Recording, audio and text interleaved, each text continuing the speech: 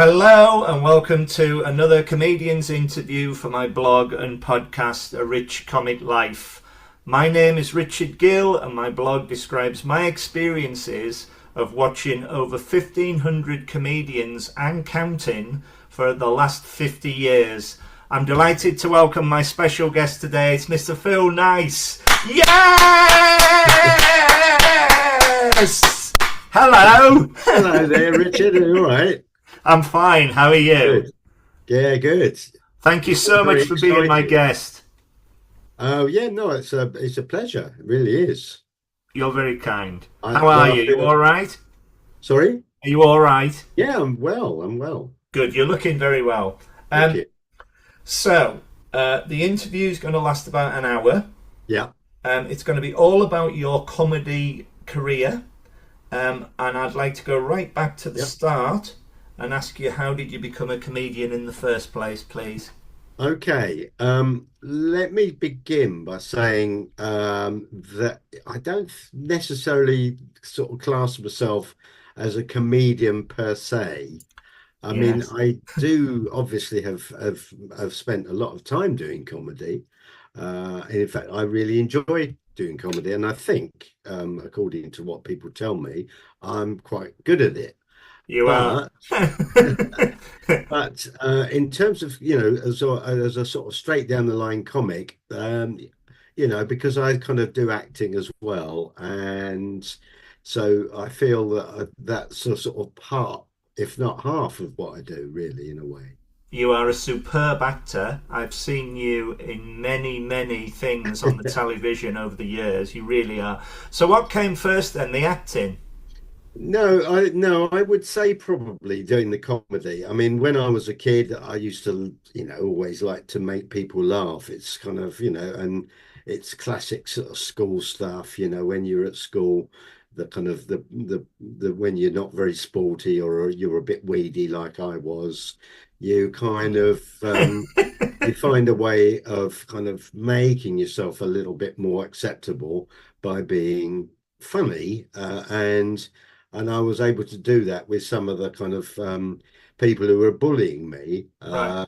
They weren't kind of horrible bullies. They were just a slightly more kind of alpha male than I was, So You don't need them, do you? no, so I mean, in the end, that they adopted me as a kind of like a mascot, which was kind of rather nice. I felt as if I'd been accepted. That's great. But then I suppose, yeah, I did sort of stuff at school, plays, Yeah. but anything with comedy in it, I was, quite good at that. Then at university, I was part of the university review group. Then I began to run the university review group with my good friend Arthur Smith, as he was then, Brian Smith. Yeah. And we and various other people joined. The people like Adam Wide. I don't know if you. Yeah, I've heard of My him. wife Max, Yeah. Babs Sutton. These were the core members of what went on to become the National Reviews Company. So is that based in London? Well, then the National Review Company as an entity doesn't really exist anymore. Right.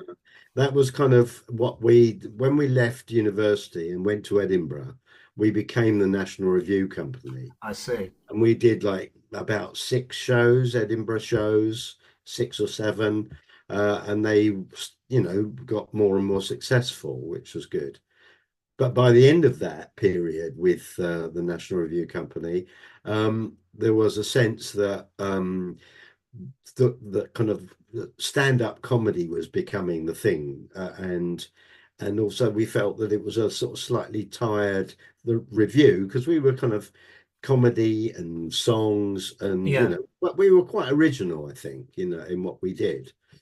So what sort of year are we talking for this period then? Okay, well, I'm quite old. Well, you don't look it. Nor do you, Richard.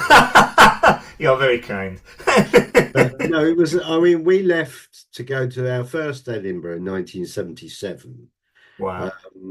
And it was only in 1983 that I teamed up with Arthur to become the double act, Fiasco Job Job, which we Yeah, did. yeah, yeah. I was going to talk to you more about that.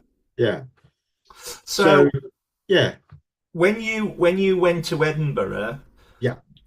originally were you doing comedy or were you doing acting parts? Because they do Yeah, plays up no, there as it was well. comedy. It was comedy review. So it Yeah, meant kind of doing sketches yeah, and songs, the yeah. comedy songs, I guess, but well sung. I mean, we were all quite good singers, and we kind of could sing in harmony and things like that. So that kind of made it kind of we were able to do that mixture.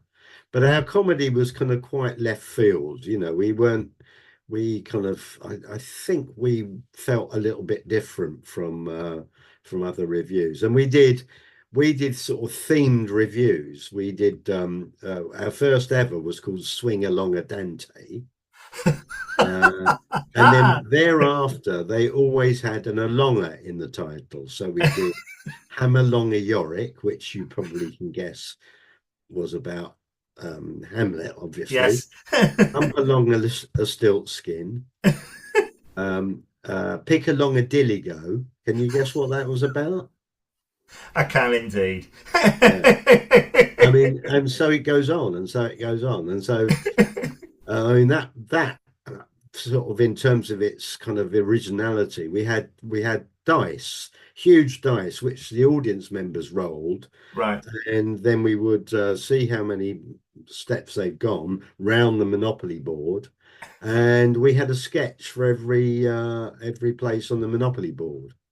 So, your review, Yeah. it must have been, they must have been successful to keep you going or to give you the incentive to keep going. Yeah, I mean they were successful. They got more and more successful in Edinburgh.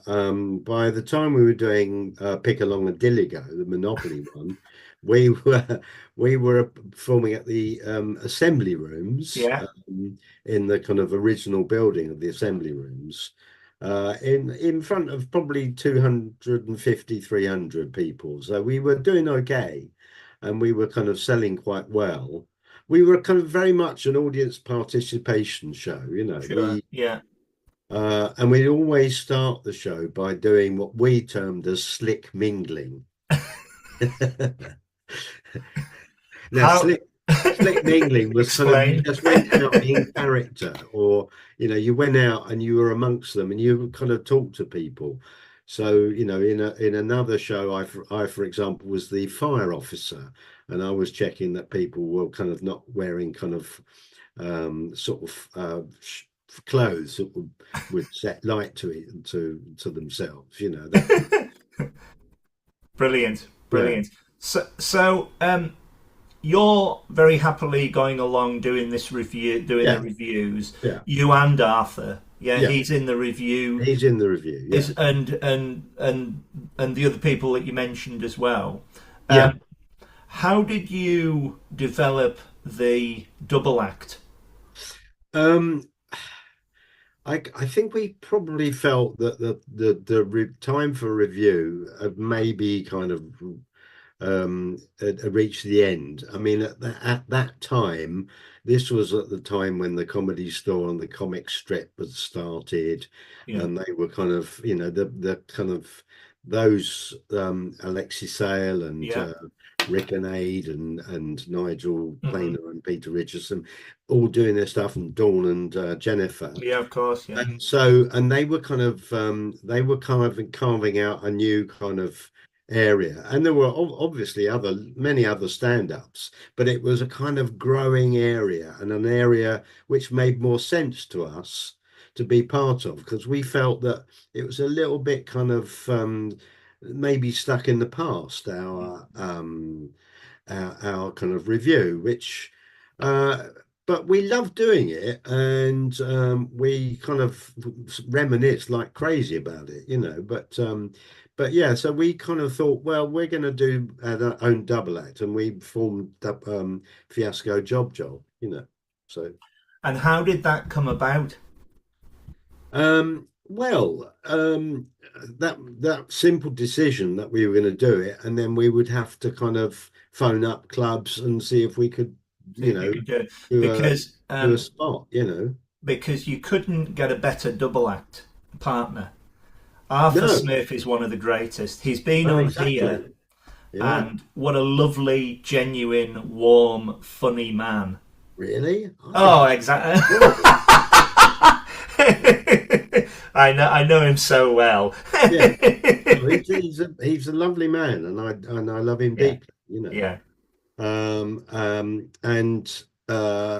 yeah, we decided that it was time really, and so we kind of, as I say, we kind of tried to book in a few gigs. And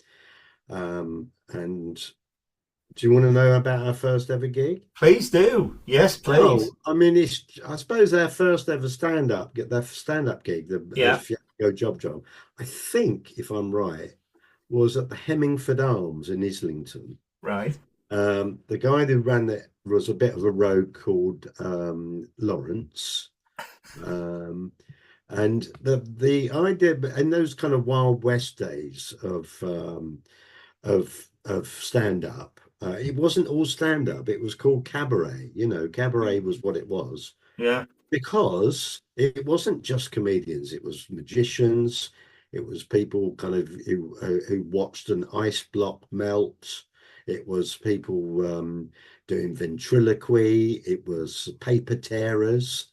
There was a woman called Terry Carroll, I seem to remember, who used to dance around making kind of Christmas trees out of newspaper. And I it's mean, amazing what people it was do. extraordinary. It was kind of a real, but the idea behind it was that it wasn't kind of old style variety cabaret.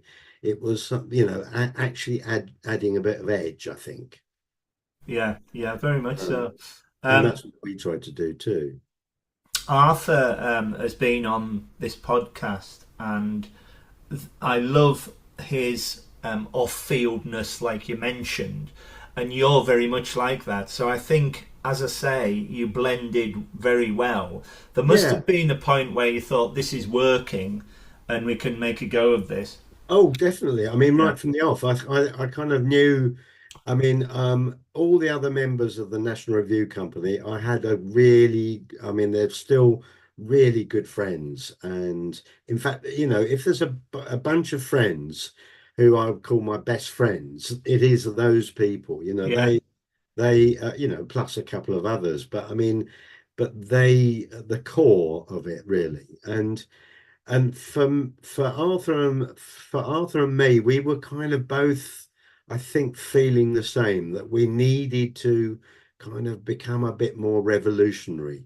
I mean, it sounds rather grand, but we weren't Oh being no, no. we weren't revolutionaries. We just wanted to do something different, and so that's Well, what we by did. God, you did, and it Yeah, was great. yeah. It's really good. I want to talk more about your acting, if I may, Okay, yeah. Go on. because not only am I a massive comedy fan, Yeah. hence the blog and the podcast and all the rest of it, but I also watch a lot of television as well. I've seen you pop up in a lot of dramas, comedy. Most notably, Are you you stalking were me, in Who Richard? Dares Wins. You were in an episode of Inspector Morse, which I is my was favourite indeed. ever drama, The Silent World of Nicholas Quinn. Indeed, I was. Cracking episode. And you were Yeah, also later on in Hebburn. title role I had in that one. Yeah, yeah, yeah. I remember you. I remember you Yeah, as clear as a bell. yeah. Please describe these experiences for me.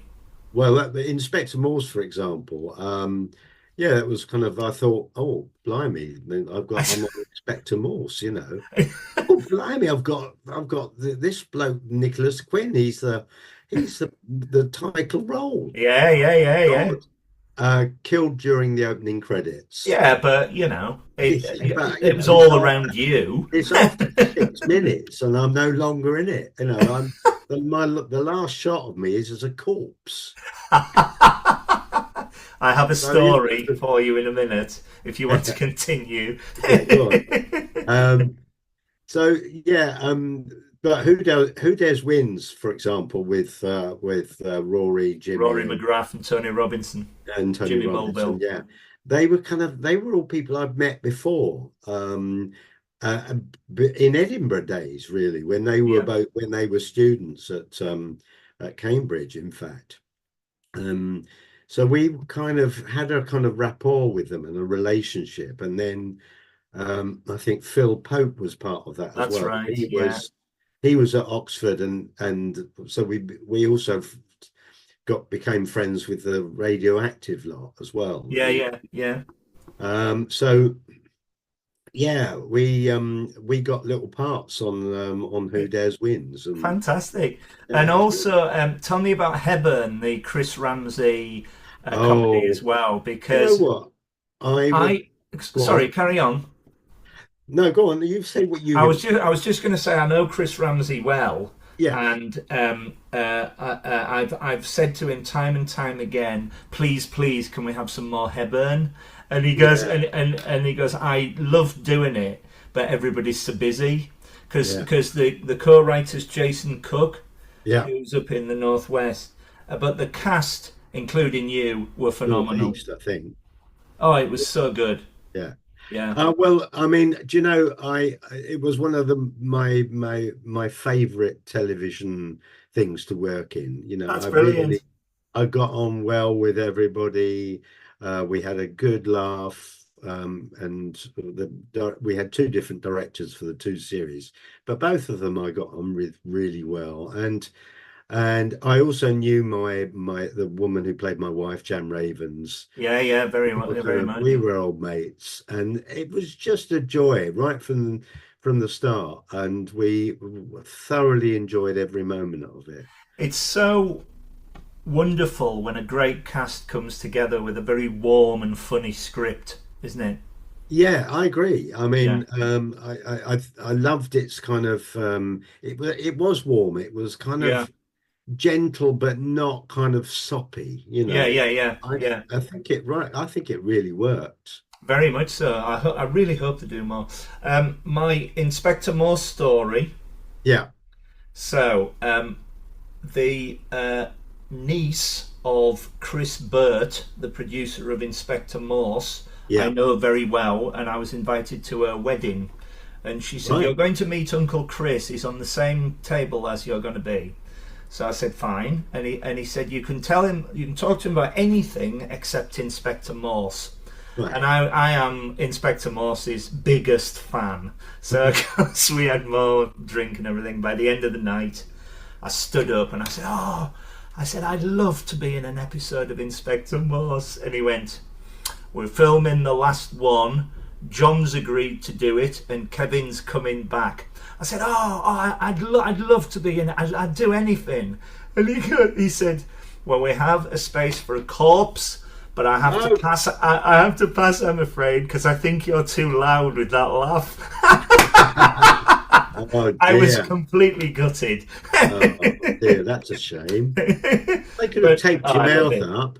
Yeah, well, yeah, no, yeah, but I mean Endeavour and Lewis as well, the spin-offs, No, just you've the watched all whole those thing. too. Yeah, yeah, Do but anything else other than that then? well, all he had was a corpse. And you'd imagine the lion there laughing. Yeah, yeah. So I Your missed chest out there, but it can't heaving be up and helped. down. Yeah. But oh, that's my Inspector Moss story. Anyway, let's move on. Tell me about your writing process for a routine or a show. Ooh. How do you go about doing it?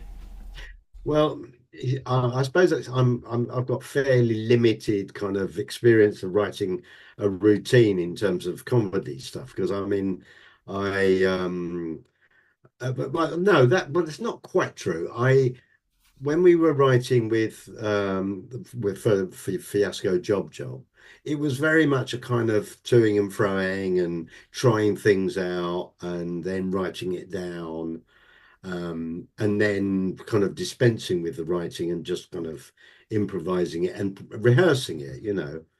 But then when it came to because I did solo as well for a bit, which was much more hit and miss in a sense because I was effectively a character-based comic. Yeah. And it was a fairly kind of low-key comic. And so in a way, it didn't work in the more raucous clubs. It was kind of okay in the kind of more gentle ones where they kind of don't mind you, talking to them in a sort of in character form rather than doing kind of out and out stand up. Yeah. So different processes. I think I was much more uh, into writing things down for the solo. I think I've changed. I think I'm now kind of much more able to think on my feet and much more happy with thinking on my feet. The reason I asked the question is Yeah, that you've sort of like come full circle because I go to the Hastings Comedy Festival every year. I know Chris and Jake very well who run it. yeah, I'm hoping to retire there, God help them. yeah. However, you and Arthur were the surprise last show there, We and it were. was a joy to see you. And Well, we, and you performed. It was a preview called Oof, which it was was. going to the Edinburgh Fringe, It and it was was. basically you and Arthur reminiscing, but all sorts of different themes came into it. Yeah. Describe how that came around because it's genuinely it was one of the best shows I've seen all year. We're recording this in Oh, September, that's in very sweet. October 24. It was so well done, and you could see the warmth between the two of you. It's going back to warmth again, Yeah. but you clearly knew how to play off each other because you've known each other for so long, and the two of you. It was so lovely to see, and I really hope you had a great Edinburgh run with it because I know you We did.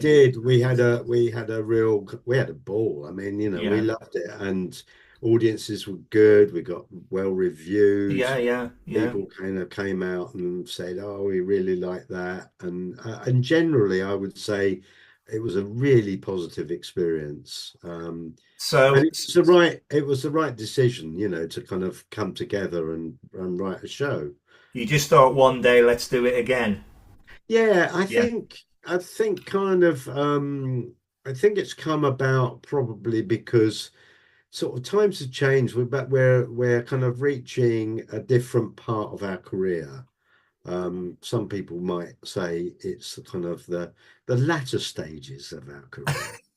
Uh, and so I think that you know Brian, I call him Brian because he was that's his always name. Brian. That was his name at university. And yeah, he changed it to Arthur for equity reasons. Yeah. He is Brian Arthur. I mean, one of his other names is Arthur. So, but yeah, we kind of knew um, that it would be a good idea to get together again because we did have that good rapport, and we've always kept that good rapport. But this has really helped to kind of revitalize that relationship, that kind Yeah. of creative relationship. And we're now thinking that we're going to kind of come up with something else, I think. Please, please, please, please do, because Yeah. Arthur's wonderful on his own, and I've seen He him is, many, he is, many and years at the Fringe. he is exceptional. They're so good shows. His Oh Hazel, dedicated to his Oh, mum, and lovely, Sid, lovely and the shows. Leonard Cohen shows, and oh, he's brilliant. And I've got his biography. Yeah, My Name is Daphne Fairfax. That's yeah, such a great book. He's a wonderful, wonderful comedian, and he but of is. course he's had all this career with you, Mm. and please do another show because it worked so well. I was Well, so impressed. I think we really like to do another one, Richard. I mean, Yeah, it was it was such a great thing to do yeah, for both of us. I think kind of he probably reached a point where he didn't really know what to do, and what next, and he was yeah. finding it hard to kind of contemplate doing it kind of on his own, I suppose. Yeah, yeah, yeah. Well, I was the last. I was probably the last person to interview Barry Cryer on here Okay. for his career, and that was such a sad loss when he went because It he was a knew really everybody, sad loss. and you could clearly see at his tribute that Arthur had obviously known him for so long, Mm. and it's obviously horrible when this happens, but you do start to evaluate your life when something happens. Something can turn it off course, and you think, right, how am I going to evaluate and do this now? Yeah. And I think if that's happened, it couldn't have been a more joyous thing to do a reminiscent show. No, I think that's right. I mean, it was a good thing, a good sort of subject for us as well, Yeah, yeah, and yeah, it kind of describes the show itself describes a kind of a semi true but semi fictional kind of view of what happened to us yeah, since we stopped doing the double act. yeah. And now I think it was cathartic for a lot of A lot reasons. of reasons. Yeah, yeah, yeah. Um, Do you ever get nervous before you go on stage? And if so, how do you cope? I don't know. I mean, I I sometimes do, yes. Uh, on stage or doing sort of telly stuff, Sometimes it depends how if I'm really comfortable with what I'm saying, um, and I know it well. And usually, if I'm playing off somebody else, then that makes it easier. But yeah, live performance is kind of is it can be nerve-wracking sometimes. But I guess you've got to get on there and not show that you're nervous and not show you're frightened or whatever, because an audience can feel that. Yeah, yeah, yeah, They don't like it. It makes them uneasy. yeah. Would you say that as soon as you walk on stage and you speak into a microphone, or when you get your first laugh, that any nerves you may have go? Um, yeah, again, you're talking to me as if I'm still kind of doing stand up in a way. I mean, I know in a way, you're aware that obviously I don't sort of get up on stage and You do don't that. get I up do, on stage regularly, no. no, no, but I do. I tell you what I do on a regular basis. I'm a quiz master. So Wonderful. yeah, so I'm a pub quiz master, and I basically do quizzes with kind of added extra. I mean, well, a couple of added extras. I mean, people get chocolate, but also they get a little bit of comedy, and Yeah, that's great. I play off the audience. And they're kind of quite surprised, but somebody who's asking questions is also sort of telling a few jokes or talking to them I kind of might ask who's got the kind of bushiest eyebrows, or I might sort of find out who else hates melon like I do. Um, so in that sense, when I kind of introduce myself to each week to the quiz, I never feel nervous, No. but it's always great fun to know that they're on your side because of what you're doing. Yeah, yeah, That sort of sense of oh, this is going well, this is going right, is very comforting and makes you perform better, I think. it's interesting you say that because other than this blog and podcast that I do, Yeah. the most creative thing I'd ever done um, was to write a play for which I wanted to do for the Edinburgh Fringe, Right. but I haven't got round to it yet. But what we did do is we put it on for Comic Relief. This is years ago, and we Okay. raised £2,000. So I've raised a lot of money for it. It's Good. basically two people on stage. It's about me coming down from Carlisle to London to be with my successful girlfriend, and I've never had a job before. It's called The Applicant. So it's a series of interviews, and it's me on stage on my own in the waiting room, and then the interviewer comes on, and it's a series of interviews. And so to sit there and basically sit on your own in the waiting room and you've got a monologue, that was a Mm, killer because the first night we did yeah, it, I forgot the words and I wrote the yeah, bloody thing. And I yeah. was like a rabbit in headlights. As soon as my the character came on, we bounced off each other. And the question, excuse me, the question from this is with your acting experience, it is obviously different to stand up comedy, but can you explain how? Um, I think I have been on stage and forgotten lines. It's I so did good. it when, obviously, you The are, second and and third performances, I never missed a beat, but the first one went to the wall.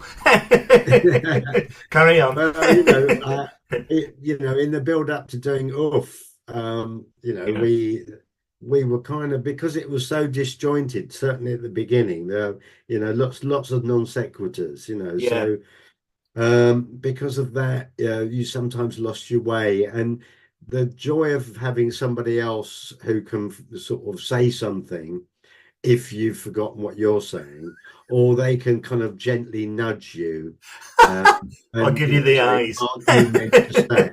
or something. But being on your own, it is a tricky one. You just have to, I suppose, you just have to plow on.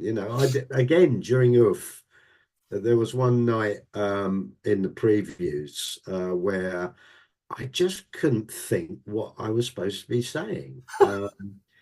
And so I just started talking absolute fucking rubbish. And it didn't make any sense whatsoever.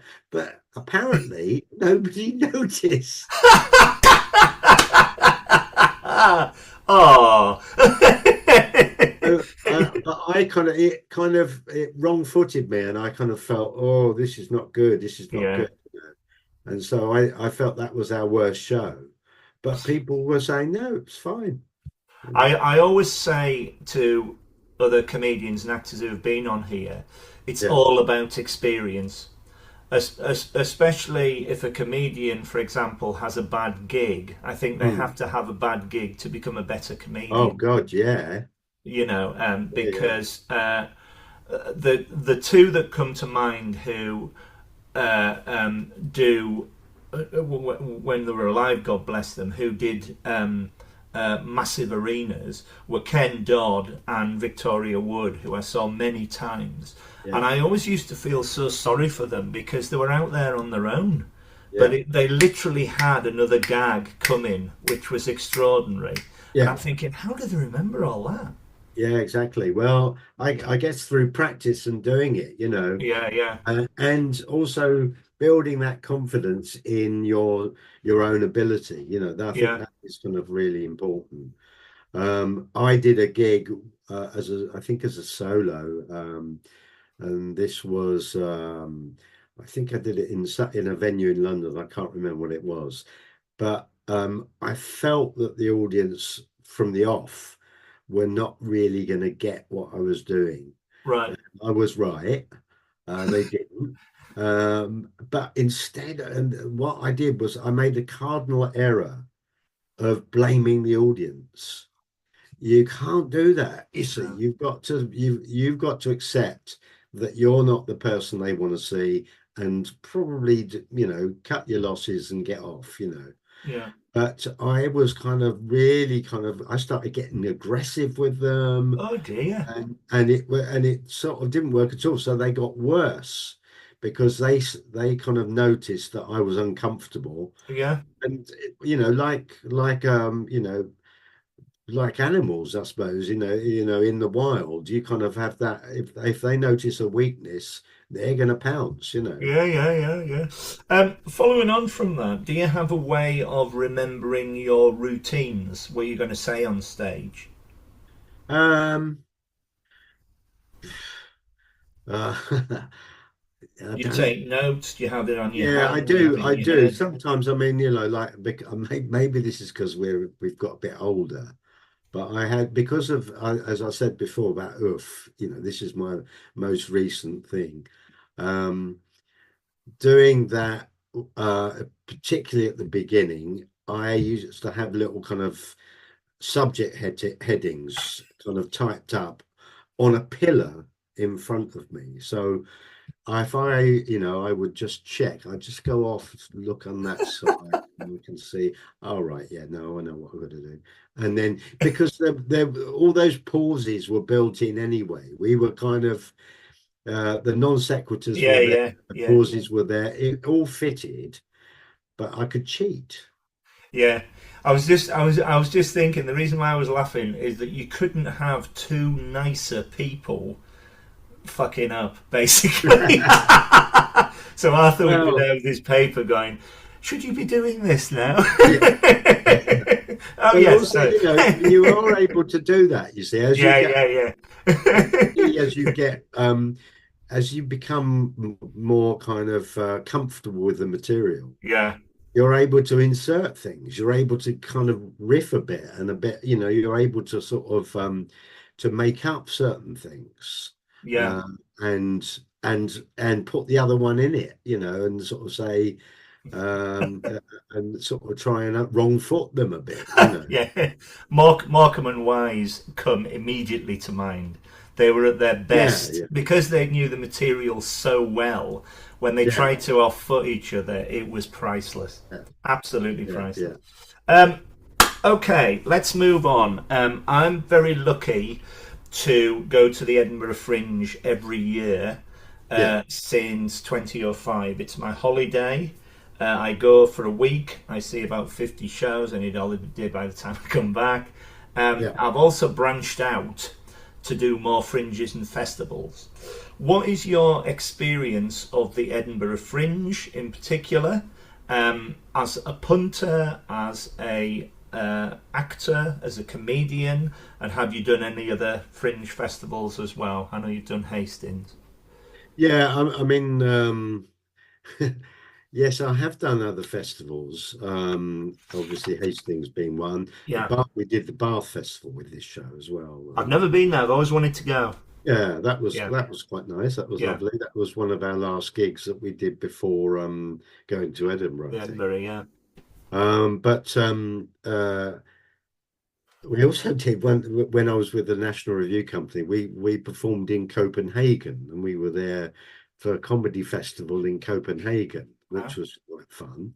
yeah. Uh, and we performed at the Roskilde Rock concert as well. But I don't remember much about that, to be Well, you know, long time ago. they're always the best. Yeah. But you know, God, what was the question again? I'm banging on here. The your experience at the Edinburgh Fringe in Oh particular. yeah, When I did you mean, first go? well, I What think did I've you said think that of it? already. 1977 was my first visit, and then we went kind of annually for quite a few years. Well, Yeah, um, you know, Arthur kept going and going and going. Then I he's became hardly missed any. sporadic. Yeah, Um, but yeah, I didn't really enjoy it as a punter when I went back, which I did a couple of times, and I kind of found I was a bit jealous. You know, I wanted yeah, yeah. part of it, and I thought, oh, I've got nothing to offer this year, you know, and so, but uh, but but yeah, I mean, great times.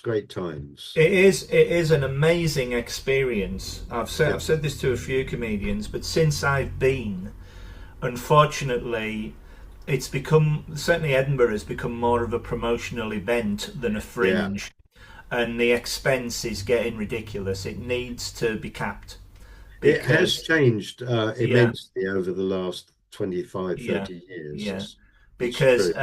working class comedians in particular can't afford to go. No, And that's wrong because it's supposed to be a fringe for everybody. You know, there is the free fringe, which yeah. is good, but So if many Arthur and comedians I in had been sports. two unknowns this year, Hmm. we A wouldn't have been on at the Pleasance Yeah. Cabaret Bar. B, we probably wouldn't have. We would have come away with huge losses. But Mm. because Arthur has done loads of shows, he has kind of built up an audience, and I haven't been back. I haven't. I think the last time I was there was 2013 or 2014, I think, as a performer. Um, and so very much it was kind of based on his audience, his pulling power Yeah. for our audience there this time round. In the old days, when we first went there in '77 and the first few years, I mean, we were very much kind of in a small group of comedy kind of groups being up there, but relatively small, nothing like now. Yeah. And you kind of had to kind of, you had to do your own publicity. You go out on the streets and you sort of try and get people in, and you chat to people, and in a way that now they've got publicity companies doing stuff for people. One of my favourite places in the world is the Pleasance Courtyard. And when I Yeah, first started, I loved the grunginess of it when I first yeah, started way back in 2005. yeah. And now you've got like advertising here, there, and everywhere, I and know, yeah. it sort of like kills it a bit each It's all year. changed, doesn't it? Yeah, but the atmosphere is still incredible. Yes, it It's is. worth doing, It definitely. is. It But is. I really, really hope it survives. I hope it doesn't eat itself up. And Um, the backdrop as well. I mean, yeah. Edinburgh Oh, itself it's is in a just beautiful brilliant, place, beautiful brilliant city. place. Yeah, yeah. Yeah. But I now go to Hull. I've got Hull coming up in November. Leicester's very good. Hastings is one of the best by the seaside. There's a lot of them that are not catching on, but they're of their own thing, and they do very well out of it. So Yeah. good luck to them as well. Yeah. Um, I was going to ask you, do you prefer acting to comedy, and if so, why? No, I wouldn't say I do. I mean, No. I don't. I think I think it depends on the role, Yeah, but no, I think kind of deep down, I have kind of a comedy, um, a shell. I am that's wonderful. somebody who likes doing funny. But that said, it's nice to be challenged, and it's nice to do something which is not just comic, because people can be surprised by it, and I think it's really weird. There's a kind of a big kind of gulf between the people who do acting, who went to drama school and such like, and the people who do comedy. Right. Sometimes people cross over, but rarely. It's rare, that more rare, I think, than actually that happening.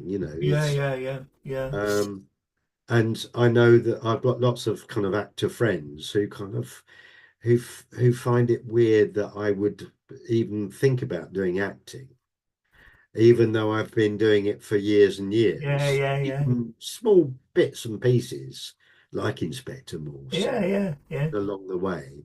Um, I think, it's an expectation for some people that if you go down one route, you can't transfer to the other. I mean, not It's everybody it's in, can. it's interesting when you can though, and I'm Yeah, thinking Steve Coogan, I'm thinking Julie Walters. yeah, There is more. My favorite American actor was Jack Lemmon yeah, because he could do the comedy and the drama. He yeah, was so good in dramatic roles, but he was a light-hearted everyman. That was his persona, and yeah, so some like It Hot and The Odd Couple, some of my favourite films, yeah. No, comedy great. films. Yeah, But yet, Days of Wine and Roses, Save the Tiger, The China Syndrome, amazing dramatic performances. yeah, And if you're willing to have a go at doing all of it, then good luck to you. Yeah. Because when I read up about you, I thought, my God, he was in Inspector Morse. And I was thinking, just well, he is a comedian, he's an actor, and he's a comedian, and it's wonderful that you've got all these different strings in different pies. It's lovely. Well, that was I guess that's the way my career has developed. Yeah. It's great. Following on from that slightly, who makes Phil Nice laugh? Who are your favourite comedians, past and present? Did you have comedy growing up? Yeah, I mean, I suppose in the past, I mean, I used to love Peter Cook and Dudley Oh Moore, yeah, classic. and Wise Yeah, and such like. But then sort of Monty Python came along, and as a 15-year-old, I loved it. And well, I became kind of intolerable probably to lots of people at school, along with a few others who managed to see the early shows. yeah. And you'd be kind of doing your kind of silly walks and your parrot sketch, and people would be going, "Oh God, oh look at them, oh fuck, oh." And so, but we were super fans. Yeah. I got tickets. I went to see many of those shows being recorded. Was that at the BBC? Yeah, BBC Wow. TV Centre, and I saw Peter Cook and Dudley Moore. Wow. Yeah, I bet that was Yeah, good. I mean, it was great. But subsequently, you move on. You've got different things, and then in the stand-up world, I remember being kind of completely knocked out by Alexei Sayle, Yeah, it's brilliant. and seeing him kind of do his stuff, Yeah. and I always used to love Rick Mayall as well. Oh, I mean, he What was an a good extraordinary performer. Good shout. Yeah, it was great. But in terms of the old school as well, I mean, in terms of funny bones, Tommy Cooper, I mean, he didn't really have to do very much to make me laugh, I've Um, been very, very, very fortunate. My first ever gig was on holiday in Scarborough, a family holiday, yeah, and we went to see Les Dawson, yeah. who was phenomenal. He's still top five for me.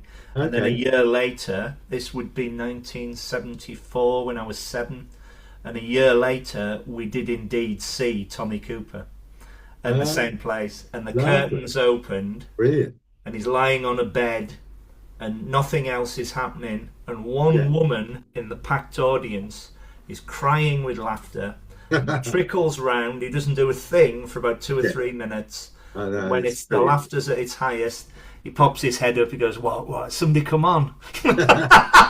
Brilliant. And that Yeah. was the genius of the man, because I don't think he realised just how funny he was. No, He well, was maybe, amazing.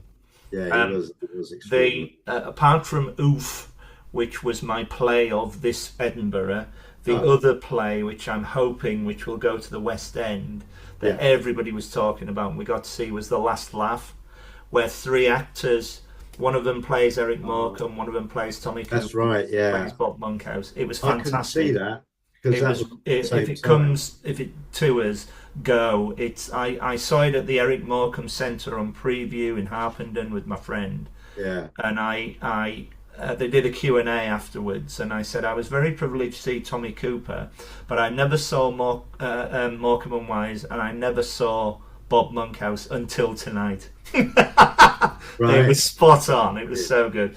That's my biggest regret, never seeing Morecambe and Wise. I did interview very recently Gary Morecambe, and he was lovely, telling me all about his Oh, dad, and it's a nice. wonderful interview.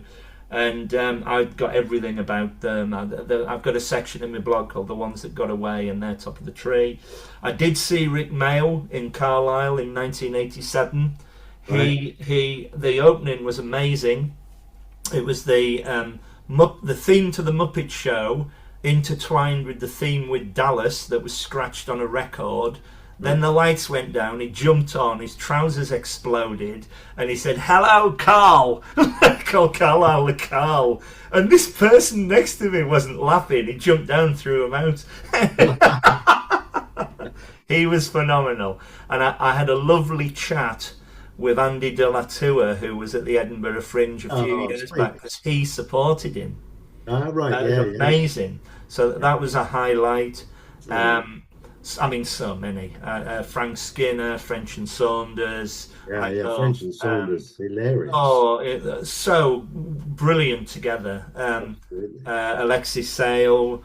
My first ever Comedy Store gig when I came to London was Richard Morton, Phil Jupitus, and dear old Linda Smith. God bless her. Oh, Linda What a Smith. Yeah. loss. She was Oh, fantastic. huge. Um, and of course, Arthur, I've seen many, many Many. times over the years. He's so good with the joke and the Yeah. story. And Yeah. also, if you see him enough, you realise how often he recycles them. Well, I love it. I love it. I I'm know. waiting for the doctor's But joke. it's good. And also, I noticed a couple of, jokes that I used to tell. Yeah. You're right, Arthur. They're mine. That's all right. Yeah. He's My my mate. I'll let him. my favourite opening line ever to a gig was 30 years ago, before Harry Hill was famous. That's a wonderful thing about the blog, because I document every Yeah. gig I see, so I can watch them all develop. And he brushed past me. It was downstairs at the King's Head. I used to live with my brother in Stone Newington when I first came down. And he brushed past me. He was late. He jumped up onto the stage and he said, "Ladies and gentlemen, I'm really sorry I'm late. I had to have a testicle brought down." And there was a pause and a laugh. And then he said, "From Derby." Excellent. I don't think He's, I've I ever mean, heard he's a that. genius. I've never heard that gag. well, well, 25 years later, when I met him, I told him this, and he said, "Rich," he said, "I use this all the time." Still use this to this day. Yeah. So Oh, sure. I mean, it's such a wonderful art form, Yeah. and long, long, long may comedy continue, because for me, whenever I go, and I go about twice a week these days, for about the last 10 years, I've always tried to sit on the front row, because all the comedians that I know have become part of the set, because they know they're going to get the laughter, and they know that I'm never Yeah. going to heckle them, but it's like silence. You need to be a bit better. And it's wonderful. You're a good audience. Well, I should ensure my laugh, my friend. I'm telling you. I'm a terrible audience. I don't believe that for a I'll sit minute. there going, Yeah, yeah. It's I like, might well, I'm smile. not saying anything, but it's all in the face. But following on from that, do you go to a lot of comedy or theatre, being an actor as well as a comedian, Yeah, or not? I'm not comedy so much these days. I mean, No. I rarely go to comedy, and so Right. I'm kind of really not au fait with, what is happening No. in the world of comedy, which is really bad. But I mean, I also have a life outside of comedy, Of so course you do. Yeah, of and course you do. and but I do go to the theatre, and I'm finding it sort of difficult to stay for a whole show these days sometimes. And that's not down to Not, you. it's not as good as I think it's going to be. Yeah. But sometimes it's great. Yeah, yeah. I like to go to the theatre, but I haven't been as much. What did we see? We saw Plaza Suite with Matthew Broderick and Sarah Jessica Parker, Okay. and that was I was expecting that to be amazing, Yeah. and it was okay. It wasn't dreadful, but it was. Whereas years ago we saw Jack Klugman and Tony Randall in the West End do The Odd Couple, and the supporting players were Henry McGee, Trevor Bannister, all the British Oh, good. Yeah, comedians, and good. that was a great production. So Yeah. so there's a lot, and I love Neil Simon. He's a great Yeah. writer. Um, anyway, I could talk to you all day, my friend. It's been an absolute joy. Thank you so much. You've been a Well, wonderful guest. I hope I haven't been too dull. I Not kind of, at all. No, I no. always feel that, you know, Don't ever think that. No, no. The more you talk, the better it is. Um, is there anything else you'd like to say? Where can people find you on social media? Are you doing any well, writing I mean, at the moment or anything like that? I mean, I'm not a sort of TikTok-y person. No, either am I.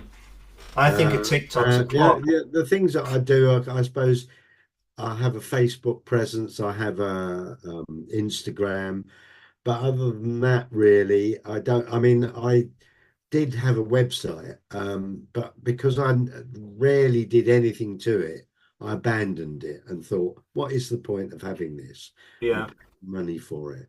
So I did. I don't even do that anymore. So no, you can, you know, if you want to find out stuff about me, I guess, you know, it's via Facebook really, and yeah, yeah. you can always do a message, you know. Well, the reason why I use social media is purely for this, to get it out there. Yeah, You no, know. that's fair enough. I mean, Yeah, that's kind of what I do with when I was doing kind of oof publicity, I yeah, do yeah. that as well, and also for my quizzes and for anything that's upcoming, I will kind of use it, you know. Are your quizzes in London? Yeah, I do a quiz every Tuesday at the Swimmer in Holloway, and most Tuesdays anyway. And I do one as well once a month in New Cross Gate, Well, which is you near. might well see me there Oh, because good, I love a quiz and I have been a quiz master good. myself. I've done it before and I love doing it. Well, Is that every Tuesday? yeah, Tuesday. I mean, I don't, you know, for example, this coming Tuesday, because it's an Arsenal pub, and Arsenal are playing at home in the I'm a Champions. Carlisle United fan. Well, you know, each to his own. I could Yeah, have said yeah. something horrible, but you know, I'm a West Ham fan, and we just lost heavily today. We So, are on the verge of going out of the you league, my know, friend. I can't really kind of comment on other No. people. But you know, because Arsenal are playing anyway, there's no quiz because the place will be packed before the Yeah, match. yeah, yeah, Then during the quiz time, they will all go, but then they'll come back afterwards if they've won, and they will win, I think. yeah. So Well, with Christmas coming up, we're recording this in October. You yeah, may well see me, and I might that'd bring be a few of my lovely. friends along. That would be lovely, Richard. I would hope to see you there. Uh, Do let you'll me get know on no special socials after favors from this me. on Messenger. Yeah. Yeah. Um, and also as well, please, please, please, please write another play with Arthur because genuinely, my friend, it was so wonderful to see you.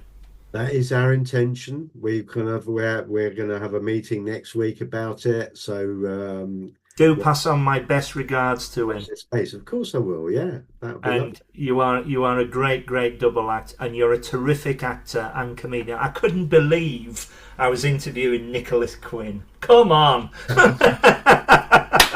Yeah, Thank you so much for your time. It's that's all been right. absolute joy. It's been a pleasure for me as well. Thank you very Thank much. you so much, and all the best to you.